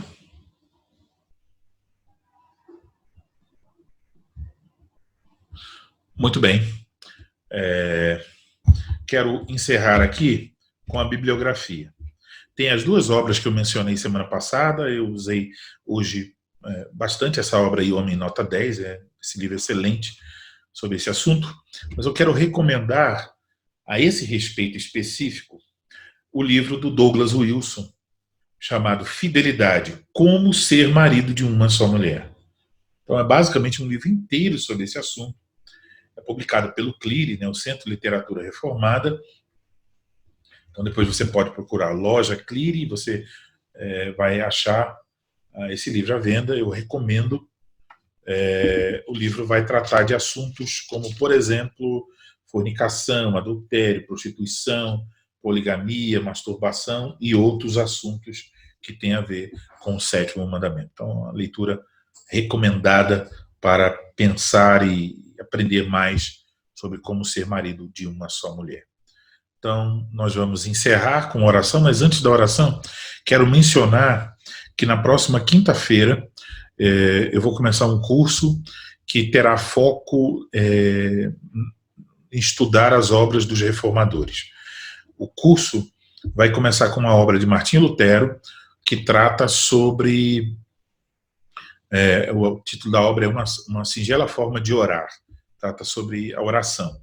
Serão 3 aulas desse curso, e para você participar, você tem que preencher alguns requisitos lá. O curso é gratuito, né, mas exige um pouco mais de compromisso do que aqui. Quem participar desse curso garante vaga nos próximos cursos. Provavelmente o próximo curso será uma introdução às institutas, provavelmente umas 6 aulas de introdução às institutas da religião cristã, em preparação para um curso nas institutas, que eu espero começar ainda no primeiro semestre desse ano. Tá? Eu já dei no passado um grupo de leitura no livro 1 das institutas, mas agora eu quero dar um curso e quero ir até o final, se Deus assim permitir. Então, através desse meio aqui, que está sendo um meio para mim, até agora, o melhor meio que eu achei para ensinar, ter a interação das pessoas, gravar ao mesmo tempo, tá ótimo. Então, aqueles que tiverem interesse, é só ir lá na página da Igreja Reformada de São Paulo, ou da página Toda a Escritura, que você vai achar informações sobre isso. Eu acho até que eu botei no grupo, né, do WhatsApp também, então você poderá se inscrever. Uma pessoa que faz parte desse próximo curso tem vaga garantida para os próximos que virão, e as vagas serão sempre de 25 pessoas. Quando forem ocupadas, alguém que quiser tem que ficar na fila esperando alguém não seguir as diretrizes do curso e desistir, tá bom? Então, obrigado pelas orações de vocês, pelo apoio. Esse vídeo estará disponível dentro de alguns dias no YouTube. Se foi edificante para você, quando o vídeo sair, você recomende que outras pessoas assistam. Vamos orar e agradecer ao Senhor por essa noite. Vou pedir ao nosso irmão Felipe Cardoso para que ore ao Senhor.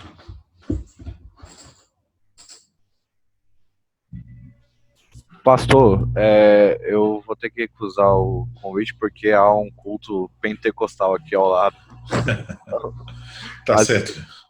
Tudo bem, entendi. Brito, pode ser você?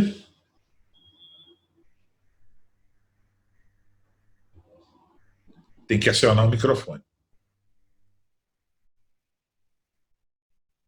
Talvez o Brito não tenha microfone. Ezequias, pode orar?